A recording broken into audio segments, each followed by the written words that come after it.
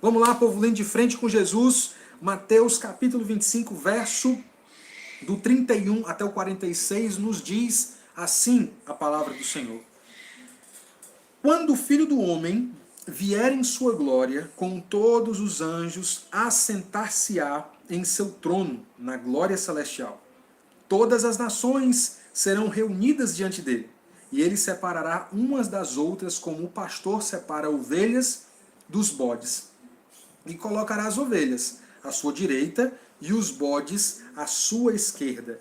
Então o rei dirá aos que tiverem à sua direita: venham benditos de meu Pai, recebam como herança o reino que lhes foi preparado desde a criação do mundo, pois eu tive fome e vocês me deram de comer, tive sede e vocês me deram de beber, fui estrangeiro e vocês me acolheram, necessitei de roupas e vocês me vestiram, estive enfermo e vocês cuidaram de mim, estive preso e vocês me visitaram. Então os justos lhe responderão: Senhor, quando te vimos com fome e te demos de comer, ou com sede e te demos de beber? Quando te vimos como estrangeiro e te acolhemos, ou necessitado de roupas e te vestimos? Quando te vimos enfermo ou preso e fomos te visitar? O rei responderá: digo-lhes a verdade, o que vocês fizeram a algum dos meus menores irmãos, a mim o fizeram.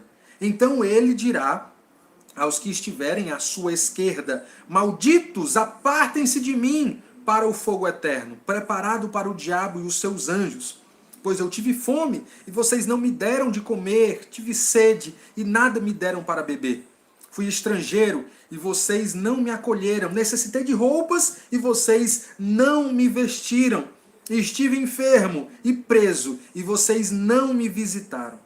Eles também responderão: Senhor, quando te vimos com fome, ou com sede, ou estrangeiro, ou necessitado de roupas, ou enfermo, ou preso, e não te ajudamos?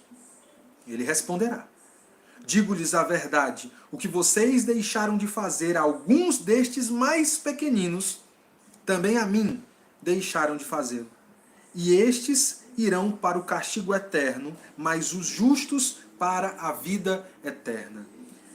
Meus queridos, o tema do sermão de hoje é o seguinte: separados demais. Esse é o tema da nossa reflexão, da nossa conversa. Meio que é uma conversa, né? Porque eu falo e alguns digitam, né? Então tem troca, né? Tem comunicação indo e voltando. Então no sermão de hoje eu quero tratar sobre isso.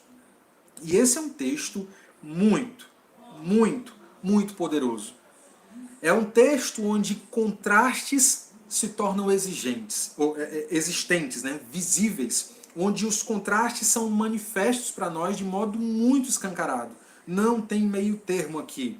Não tem nota 7. Ou é 0 ou é 10. Ou você está aprovado ou você está reprovado. E há então uma grande separação aqui, sem ponte no meio, viu? Sem ligação entre as duas partes, separados demais. Esse é o nosso tema. Vamos lá.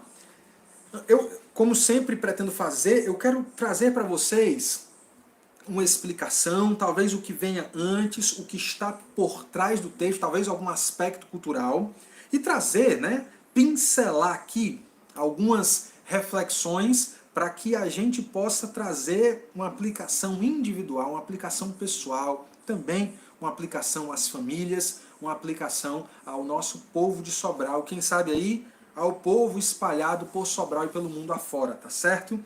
O que é que tem? Em que ocasião foi falado o que foi lido há alguns instantes atrás? Então, primeiramente, essas são as palavras do próprio Senhor Jesus Cristo. A quem ele fala?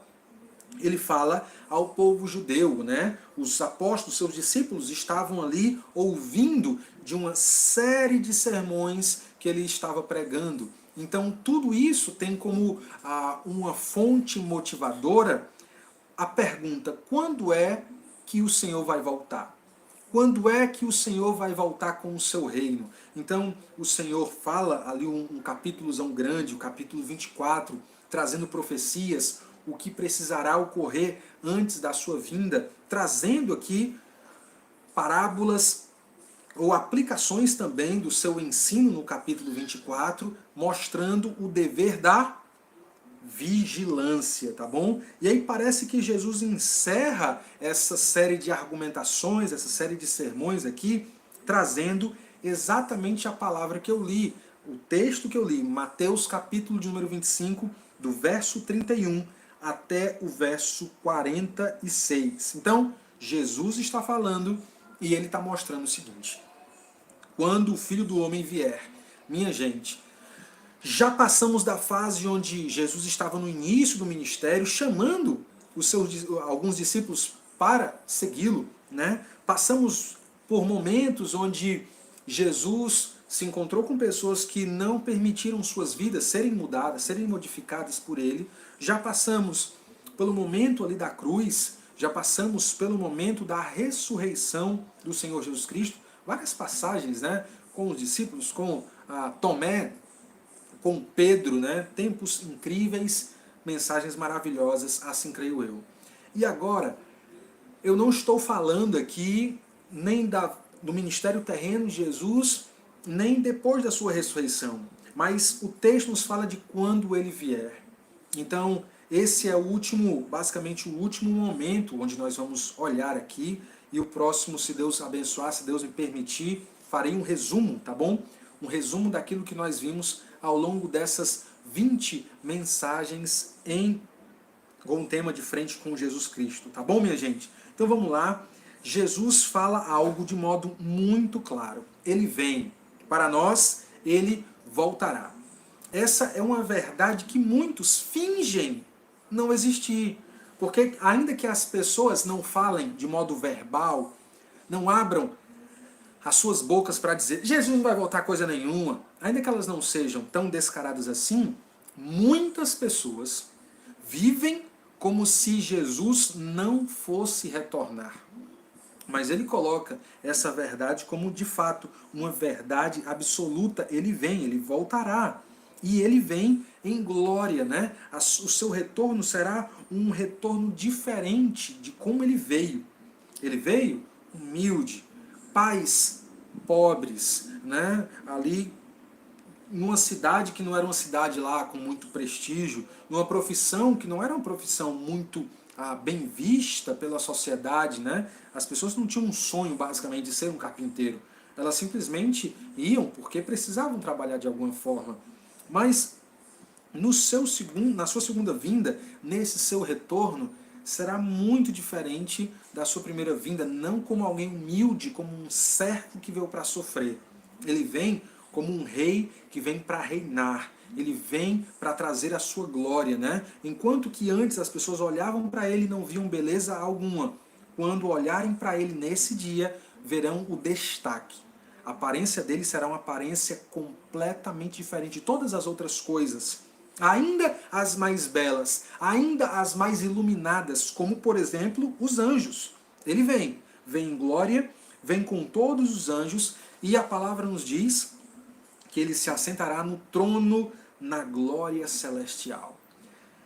Parece que agora sim, ele vem para mostrar de fato o reino, né? E esse reino aqui, na segunda coisa que caracteriza esse reino, é um rei, a primeira coisa, e um trono, a segunda coisa. Esse trono, ele vai estar assentado, e estará assentado para botar aqui os pingos nos is. Então, quando isso acontecer, todas as nações serão reunidas diante dele. E me parece, meu querido Isaac, né, cavalgo aqui nos lombos do nosso querido John MacArthur, me parece que se o contexto está falando sobre o retorno dele, parece que isso acontecerá quando ou enquanto as pessoas estiverem vivas, né? As pessoas vivas que estiverem aqui nessa terra, quando verem Jesus, vão passar por isso aqui. E olha só, as nações serão reunidas e ele separará, olha que interessante, umas das outras. E a minha ideia aqui, quer dizer, a ideia do texto, eu acredito, não é simplesmente separar Brasil, Argentina, Jamaica, Estados Unidos, Inglaterra para lá. Não, não é isso. Mas separar dentre as nações, aqueles que de fato creram em Jesus Cristo e aqueles que de fato não creram no Senhor Jesus Cristo. Olha só, existem duas figuras que o Senhor Jesus mostra aqui para uma melhor percepção do seu público ali inicial, né? Um povo que entendia muito de animal, entendia muito de uma como é que eu poderia dizer, uma realidade agrícola, né? Uma realidade agrícola, conhecer os animais. Eu mesmo, minha gente, me perdoem, eu não sei o que é ovelha, eu não sei o que é cabrito, eu não sei o que é bode, eu não sei o que é cabra, eu não tenho a menor ideia porque eu sou o menino matuto da capital, tá bom? Criado, eu sei o que é um pé duro, um vira-lata pé duro, eu sei o que é isso aí. Mas esse tipo de animal, eu particularmente, eu não sei. Eu só sei que é diferente, tá bom? Demorei aí uns 25 anos para entender a diferença de mula para jumento, porque para mim era tudo a mesma coisa. Cavalo, mula, jumento, para mim era tudo a mesma coisa, né? A única coisa que era parecida, ou melhor, diferente, era a mula sem cabeça, mas essa piada é uma piada infeliz, me perdoe. Então vamos continuar aqui. Todas as nações serão reunidas diante dele. E ele separará, como diz a palavra do Senhor, como um pastor separa ovelhas e bodes. Haverá separação. E, por favor, já comece a colocar isso na sua cabeça, porque quem vai fazer isso é o próprio rei. Ele vai separar ovelhas e bodes, né? E colocará as ovelhas à sua direita e os bodes à sua esquerda. Tenso, viu? Tenso. Não é uma palavra que, ai, que palavra abençoada. Eu não sei não, viu? Eu não sei não. Essa palavra aqui que o Senhor Jesus está dando é uma palavra também de alerta, né? Claro que tem algum encorajamento, óbvio que tem. Existe aqui alguma repreensão? Também existe. Mas eu penso que o clima aqui é para que nós, também os ouvintes, possamos pensar. Levar Jesus Cristo, a sua mensagem a sério. Levar a vida que nós temos a sério. Me permita aqui uma pequena pausa. Quando o Senhor me fez enxergar de fato o Evangelho, e eu, quando eu falo me fez enxergar, enxergar com o coração, enxergar com os olhos espirituais. Me dei conta que por toda a minha vida, né, eu tinha 15 anos na época, por toda a minha vida, e eu era uma pessoa intensa, sempre fui, né, muito empolgado, né, com as coisas, então se fosse para entrar, entrava de uma vez, mergulharia de cabeça. E então eu me dei conta que por toda a minha vida eu havia de fato jogado a minha vida fora. Eu, por inúmeras vezes, usei as pessoas, vivi para os meus próprios prazeres, né? Machuquei muitas pessoas e feri, em primeiro lugar, a glória de Deus em muitas coisas que pensei, que falei, que fiz, inclusive que deixei de fazer. E então, a partir desse momento onde eu havia percebido o perdão de Deus, né? O Senhor havia me chamado ao arrependimento e eu havia entrado por essa porta estreita, onde poucos passam por ela, eu pedi a Deus, Senhor, por favor, me ajude com que a minha vida daqui para frente, independente dos anos que o Senhor me der, que possa valer a pena. Que possa valer a pena, que eu possa viver uma vida para a tua glória e para servir as pessoas, para ajudar as pessoas. Eu não sabia o que fazer, eu só queria ajudar as pessoas. Sim, eu quero ajudar as pessoas. Eu quero ajudar as pessoas. E eu orava, eu chorava por isso. Porque eu entendia que qualquer momento eu podia partir. E o que teria sido da minha vida?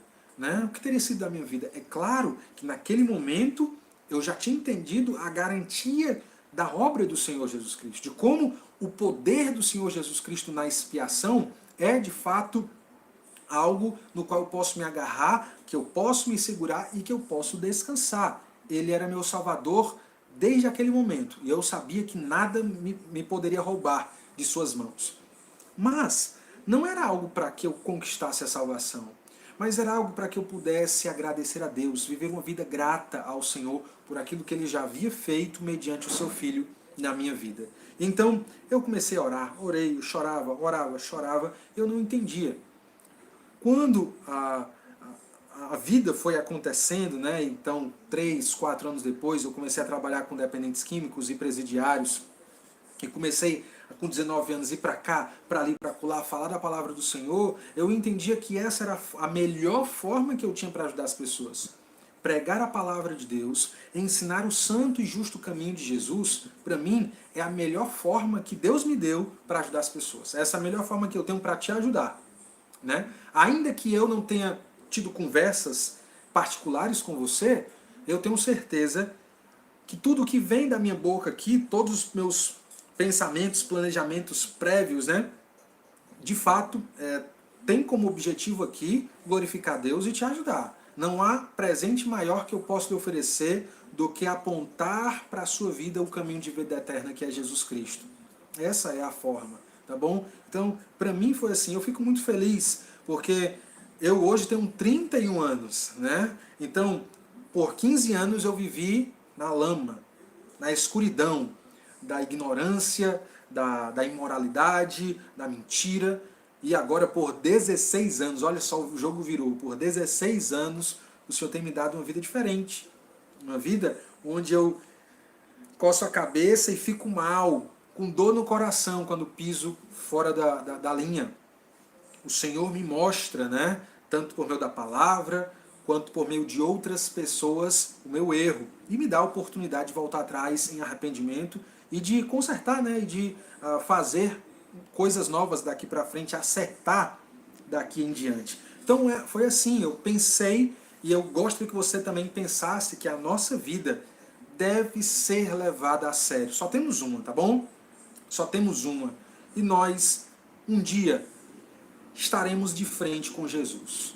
Literalmente de frente com Jesus. Porque hoje, muitas vezes, nós estamos de frente com Jesus, mas não de modo tão claro, não de modo tão visível, tá bom? Muitas vezes o Senhor vai ao nosso encontro usando outras pessoas, usando situações, onde Ele, ainda que não o vejamos fisicamente, está ali levantando coisas e pessoas para nos mostrar o caminho que devemos seguir, né? A pessoa que devemos crer, que no caso é Ele mesmo. Então, só esse detalhe, por favor, pensa comigo, a sua vida é muito preciosa. Não jogue a sua vida fora, não viva de qualquer modo, porque um dia vai ter prestação de conta.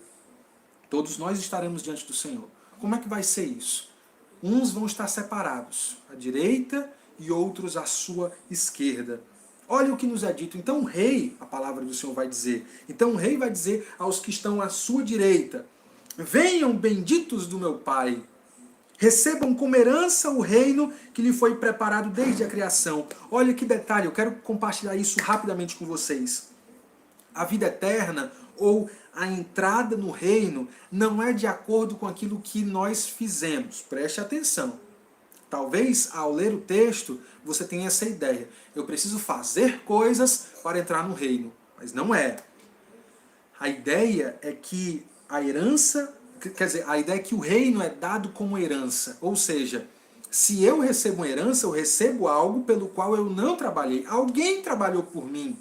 Então, Jesus trabalhou por mim e quando ele morre, ele passa essa herança para mim, tá bom? Então, a entrada no reino é herança.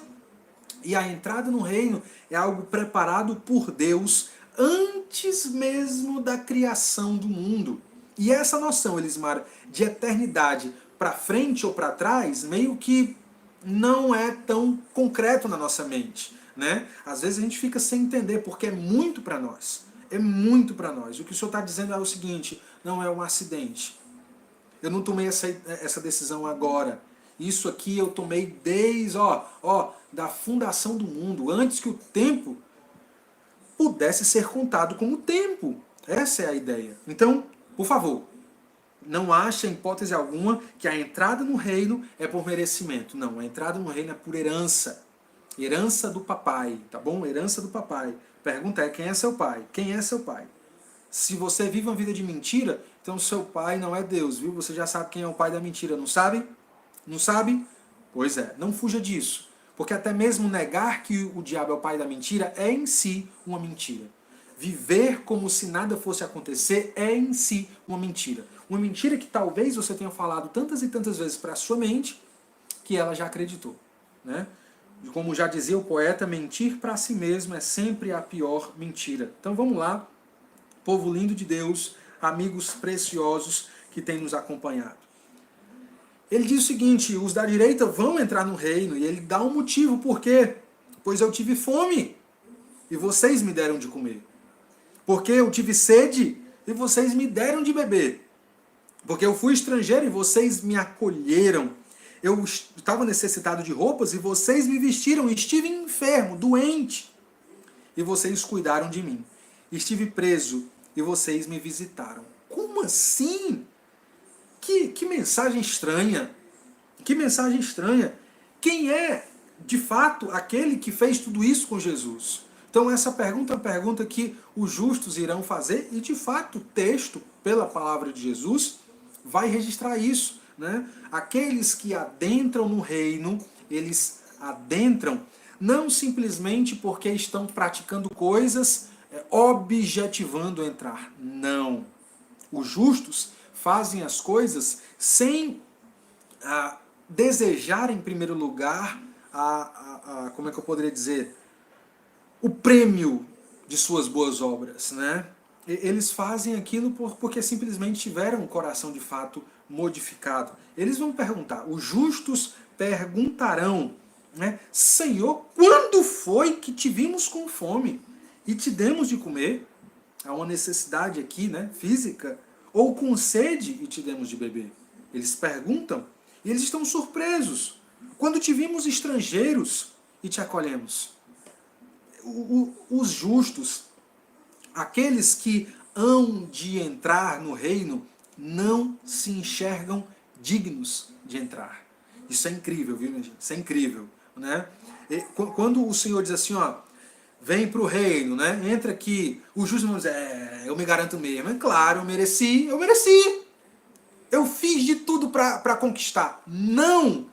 Quem entendeu a mensagem da graça de Jesus Cristo sempre vai se enxergar como indigno. Nós que somos cristãos, todos os que se dizem discípulos de Jesus, nunca poderão olhar para o próximo e dizer, obrigado, meu Deus, porque eu sou muito melhor do que ele. Não. O máximo que vão fazer é, Deus, obrigado, mas humilhados, porque eu sou pior do que ele, mas o Senhor me tirou de lá. Me lembro das vezes que eu escuto histórias ruins, de pessoas que pisaram feio na bola, que vacilaram tragicamente. E eu já comentei isso em uma live anterior. Sabe quem é a primeira pessoa que eu penso? Eu penso em mim mesmo. Porque eu não quero simplesmente levantar uma pedra e dizer assim, otário, vacilão, vacilona, pecador, pecadora. Eu primeiramente oro, Senhor, não me deixe cair na mesma tentação.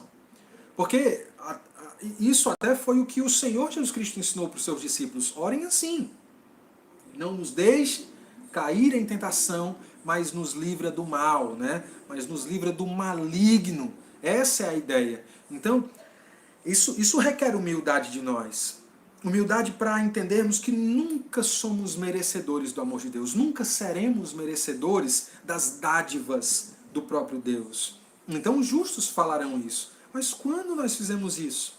Quando nós te demos de beber? Quando te acolhemos quando estrangeiro? Quando te vimos necessitado de roupas e te vestimos?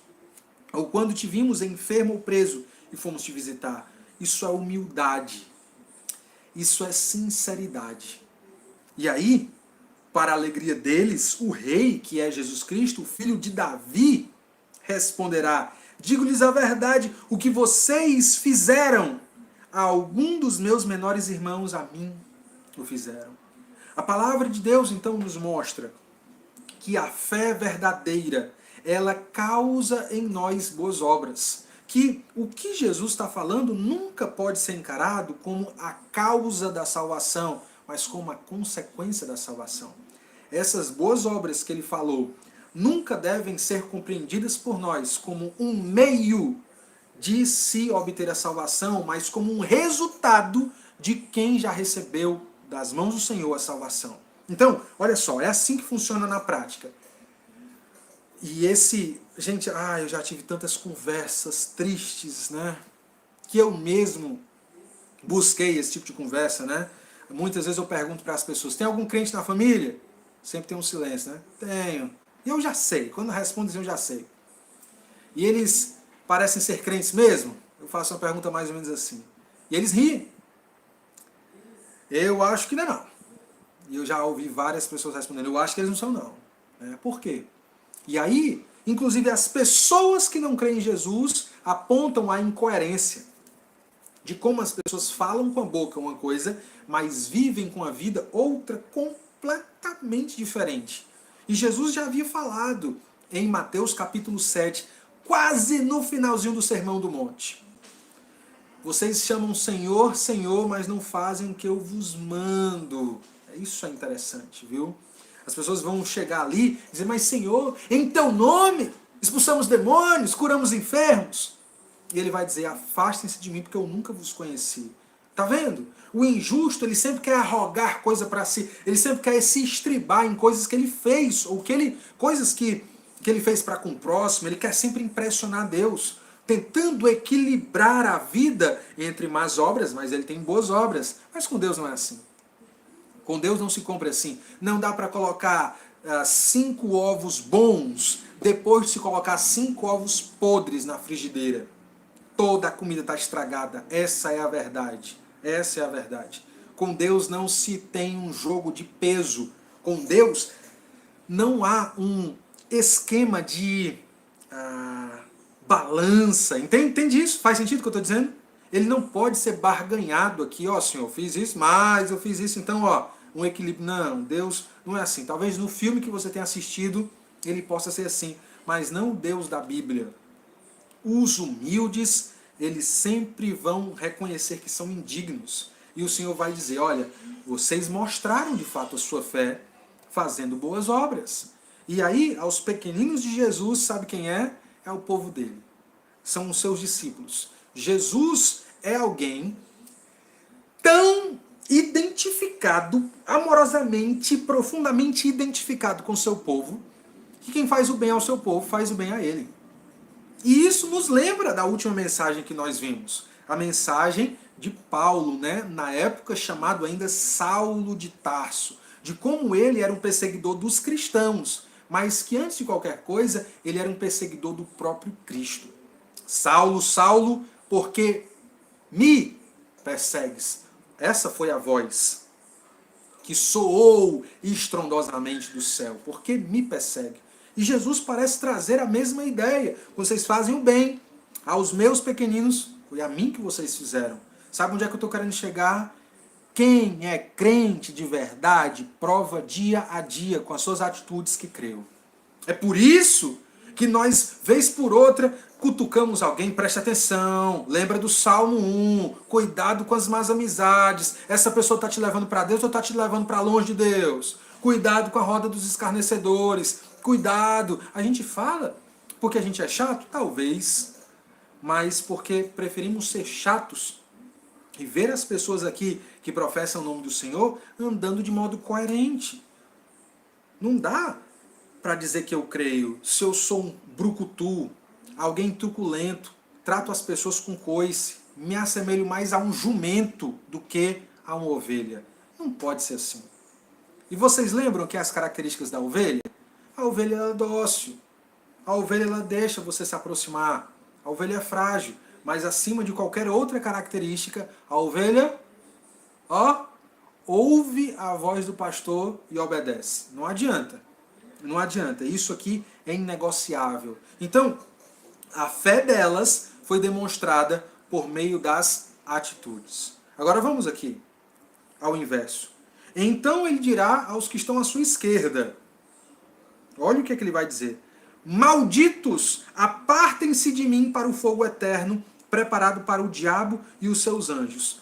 Talvez, eu me atrevo aqui a dizer, arrisco me atrever, é possível que você não tenha conhecido Jesus nesses moldes.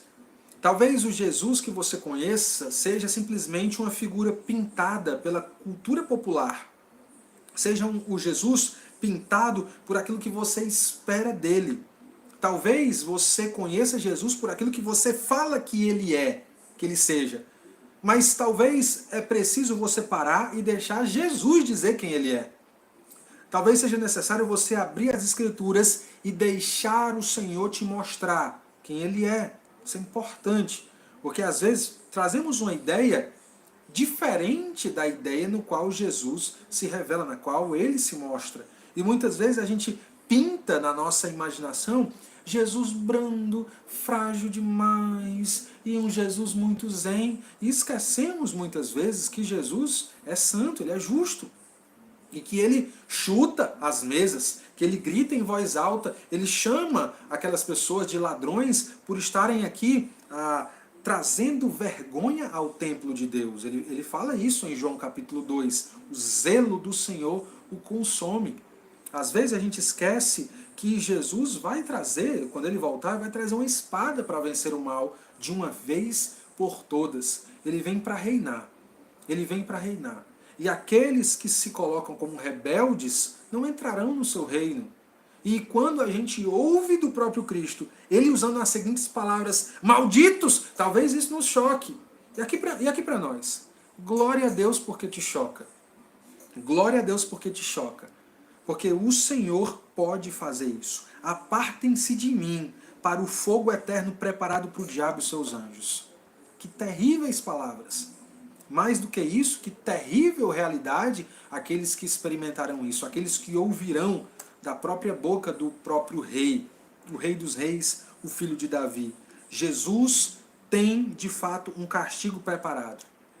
É possível você ser identificado ou como ovelha justa ou como um bode maldito. E mais uma vez, como eu falei no início, não há aqui meio termo. Não há cores no meio entre esse branco e esse preto tão fortemente contrastado. Ou você está à direita, ou você não está. Ou você faz parte do povo que entra, ou você faz parte do povo que fica. Fica fora do reino e vai para um lugar terrível, tá bom? Um lugar terrível. Que lugar é esse? É um lugar onde tem fogo eterno, tá bom? Não é um lugar de aniquilação como muitas falsas ideias têm sido promovidas hoje. Que aqueles que não creem vão ter as suas almas apagadas. Não, fogo eterno, preparado para o diabo e seus anjos. E essa é uma verdade que ele vai enfatizar mais daqui a pouquinho. Então Jesus justifica isso. Por que vocês não vão entrar? Porque eu tive fome e vocês não me deram de comer.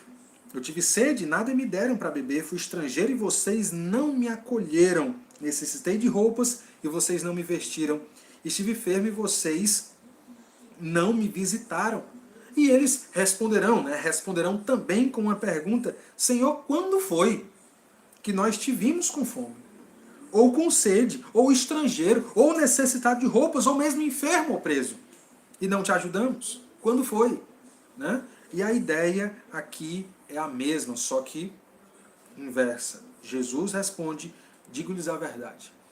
O que vocês deixaram de fazer, alguns destes mais pequeninos também a mim deixaram de fazê-lo. Natália do céu, esse é daqueles versículos que nos dão uma resposta muito maravilhosa, né? Talvez se eu te perguntasse assim, ó, o que a pessoa precisa fazer para ir para o inferno? Talvez as respostas populares fossem matar, roubar, fazer o mal e passar fazendo muitos anos a mesma coisa. Mas não, o texto nos dá uma resposta muito mais branda quanto a isso. Não é o que nós fazemos, não é o que se faz, é o que se deixa de fazer. Ou seja, para ir para o inferno, você não precisa fazer nada. É só continuar como se sempre esteve, como se está. Mas, para herdar a vida eterna, não. É necessário uma mudança de vida. É necessário uma vida vivida como ovelha. Como aquele que ouve a palavra do Senhor e obedece. Ou seja, a obediência é a marca daqueles que têm fé. Não dá, não dá. Por favor, não dá. Você ama o pastor, gosta do pastor, se sente bem na igreja, gosta das músicas, se sente bem naquele ambiente de igreja, mas se você não tem uma vida marcada pela obediência vinda, né, proveniente da fé, você é só um simpatizante. Por favor, não se engane, tá bom? E muitas vezes a igreja enche-se de simpatizantes, e amém, podem vir simpatizantes, o problema é quando os simpatizantes acham que é suficiente viver daquela forma. Não. E eu e a minha esposa temos visto, durante esses dias que temos vivido, pessoas que se dizem crer, né? Crentes, né? Crentes que encontramos por aí, que vivem uma vida lixo, que o único comprometimento que eles têm é com o próprio ventre, que o único Deus a quem eles servem é a própria carteira, que o único altar que eles mesmos erigiram é a própria conta bancária. Nada mais importa. Não dá, gente. Não vem com essa. Não me engana. Não me engana. Por favor, não se engane. Porque certamente ao Senhor você nunca conseguirá enganar. Nunca. Nem com a melhor das suas argumentações. Não. Nem que você se faça de vítima. Ai, quando foi que eu vi o senhor passando fome? Ai, coitadinho de mim. Vai chegar um dia onde o vitimismo não vai mais colar. Onde as desculpinhas esfarrapadas cairão de uma vez por todas por terra, tá certo? E então, quando vocês, é o que Jesus fala, deixaram de fazer alguns destes mais pequeninos, também a mim deixaram de fazê-lo. Se a obediência é a marca da fé, o amor também prova que eu tenho um novo coração. Amar a Deus, amar ao próximo é de fato uma evidência, ou melhores evidências, de que de fato eu nasci novamente. Como naquela nossa conversa lá, religioso demais, né, de Nicodemos. Quando nós, preste bem atenção, quando nós vivemos uma vida que não é marcada pelo amor ao próximo, ao amor ao povo de Deus, preste atenção, ao povo de Deus, não dá para dizer que a gente ama a Deus. Vidas egoístas, vidas mesquinhas, infelizmente terão o mesmo fim que os assassinos, os chefes de facções, aqueles que são capazes de fazerem as piores coisas, aqueles que de fato fizeram as piores coisas, estarão no mesmo caminho. Jesus ressalta, como eu disse para vocês, e estes irão para o castigo eterno, mas os justos para a vida eterna. Castigo eterno, sem fim. Não tem escapatória. E isso faz a minha cabeça explodir.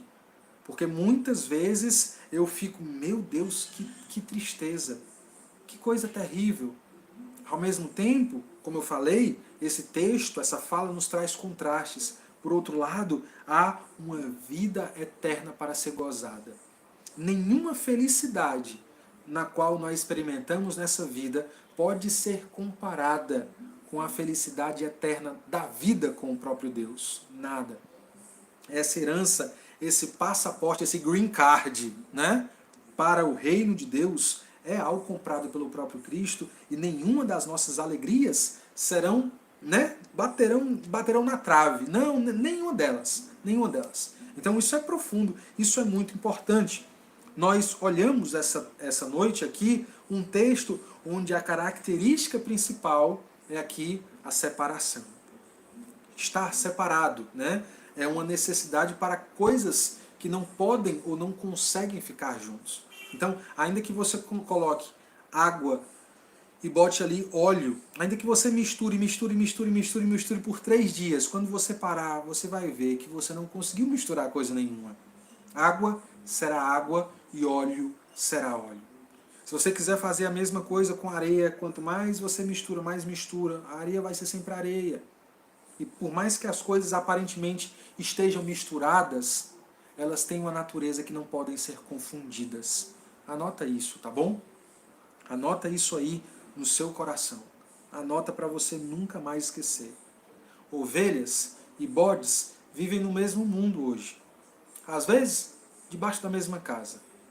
Às vezes, inclusive, frequentando o mesmo culto. Sentando no mesmo banco de igreja, às vezes. Na mesma fila do banco para sacar dinheiro. Na mesma fila do atacadão. Na mesma fila ali para pagar uma conta, quem sabe. Talvez na mesma fila para entregar ou fazer alguma identificação lá no VaptVupt, não é verdade? Mas, para o Senhor, há sim uma diferença, há sim uma separação. Ainda que andem juntos, as naturezas são contrastantes. Agora, da onde vem isso? Que negócio é esse de separação? Esse negócio de separação começou, sabe aonde? Em Deus. Essa é a verdade. Como assim, pastor Miguel? Deus é que faz separação. Lá no início foi assim, entre luz e as trevas, entre a porção seca e as águas. Não é verdade? Antes que houvesse pecado, o Senhor já estava separando as coisas. E depois que o pecado entrou na nossa realidade, Deus se mostra alguém separado do pecado. Ele é santo, ele é puro. Os seus olhos não contemplam a maldade como muitos de nós contemplam. Existem pessoas que têm prazer em ver vídeo no WhatsApp de desgraça alheia, de atropelamentos, de linchamentos. As pessoas olham quase babando, quase salivando para o mal, para a perversidade. Minha gente, eu não quero ter espaço na minha agenda para isso. Não quero.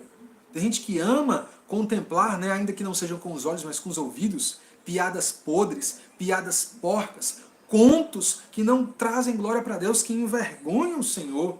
Então, Deus é separado do mal. Deus é separado do mal. O profeta diz, será que Deus está moco para não ouvir a petição de vocês? Será que Deus está cego para não ver o que vocês estão fazendo? Será que o braço de Deus está encolhido para não se estender até vocês? Não, não é essa a questão. A limitação não está em Deus. O problema está em vocês. Porque vocês são pecadores demais.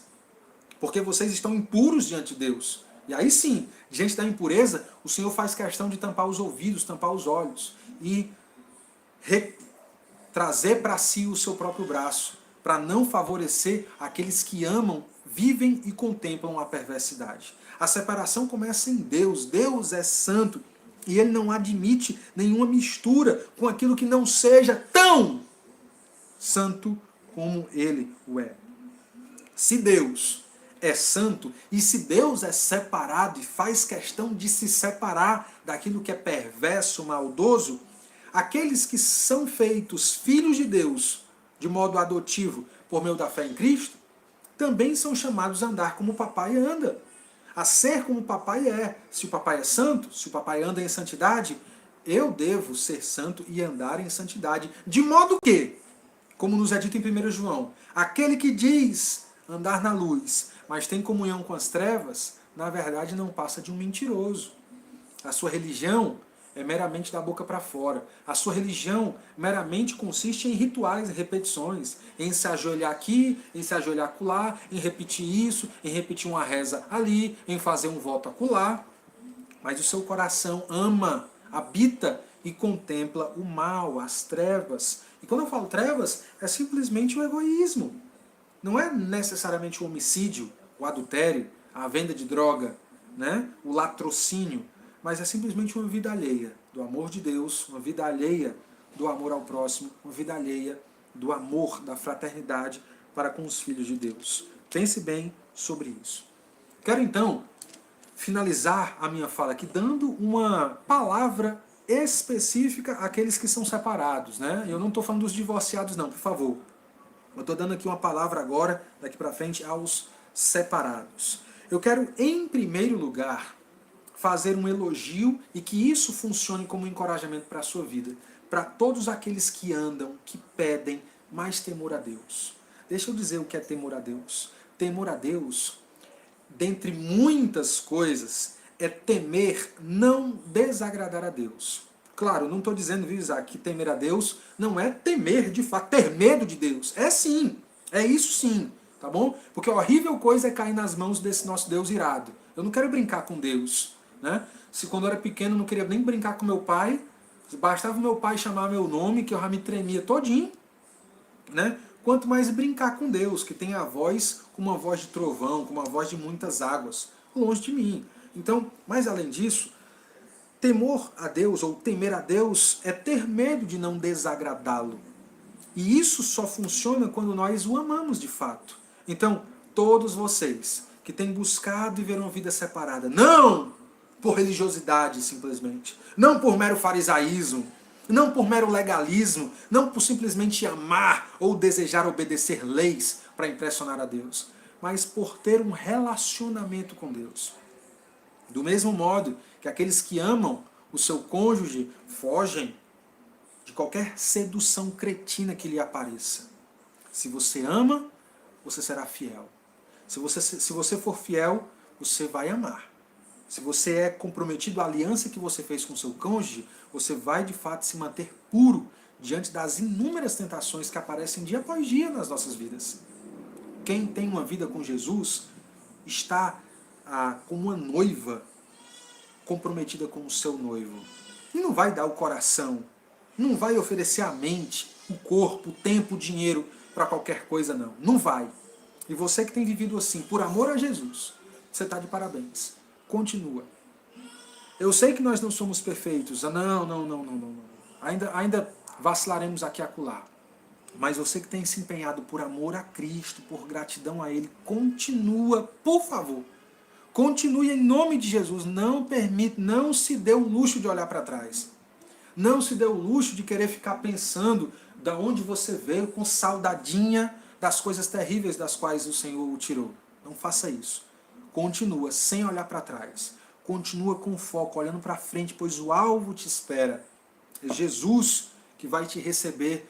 Continua fazendo o bem, continua amando o próximo, continua amando a igreja de Deus. Não esquece isso. Continua se comprometendo com o povo de Deus. Nós, cristãos, devemos sim satisfação aos da família da fé. Devemos sim, por amor. Quando tomo decisões, eu devo tomar decisões, eu tento compartilhar para o maior número de pessoas. Aí o meu amado irmão Zé fica sabendo, né? Aí o meu querido Isaac fica sabendo, a minha querida Natália fica sabendo, né? O meu querido Gutão fica sabendo, né? Baianão fica sabendo, né? Tento compartilhar com pessoas, porque certamente eles vão estar orando por mim e quem sabe dando conselho. Meus pais, que além de pais, também são meus irmãos. Já pensou um negócio desse? Meus pais são meus irmãos. E é incrível. Às vezes o que meu pai fala, o que minha mãe fala, gente, é tanta sabedoria que eu fico impressionado, né? Guarda aqui, ó. Então, prossiga. Isso serve para você como elogio. Mas eu continuo. Quero trazer aqui um alerta a você que tem vivido como um valentão, como um bode chifrudo. Como aquele que é o bichãozão, né? Que se garante, que a vida é sua, né? Não, gente, ainda que eu não conheça muito animal, eu sei que não dá para andar com um bocado de bode juntinho, bonitinho, lindinho, organizadinho. Se você botar um bocado de bode junto, eles vão brigar. Porque um quer ser mais valentão do que o outro. Saber quem tem um chifre mais afiado, o chifre mais poderoso. Não é assim? Para de viver como um valentão. Para de ser o bichão. Para de achar que quem manda na sua vida é você. Para de implicar com os outros. Para de ser um truculento com os outros. Para de ficar pensando no mal do próximo. Para de querer ficar pensando em como não fazer o próximo ficar melhor. Ainda que eles não mereçam, lembre-se de qualquer coisa que você não merece nada diante de Deus. Só os misericordiosos alcançarão misericórdia. Não esqueça disso em nome de Jesus. Então, antes de você continuar na segunda-feira, dia 24 de agosto, a sua vida de sempre, egoísta, forte, valentão, eu quero te convidar hoje para você repensar no seu estado de bode e pensar, Senhor, eu preciso ser ovelha. Eu preciso que o Senhor guie minha vida, eu preciso que o Senhor governe, eu quero ouvir tua voz, eu quero ter prazer andando contigo, te seguindo, andando nos pastos verdejantes quando o Senhor me levar para lá. Mas ainda que eu ande pelo vale da sombra da morte, eu não vou temer, porque o bom pastor que é Jesus vai estar comigo. Por que você não ora assim? Por que você não pede isso a Deus? Então, cuidado. Você que toma suas decisões sem orar, você que faz planos sem consultar a palavra de Deus, sem consultar aqui a família da fé, sem buscar conselho dos amigos que amam a Deus, pense bem. Talvez a sua trajetória seja uma trajetória de alguém forte como um bode, independente como um bode. Para disso.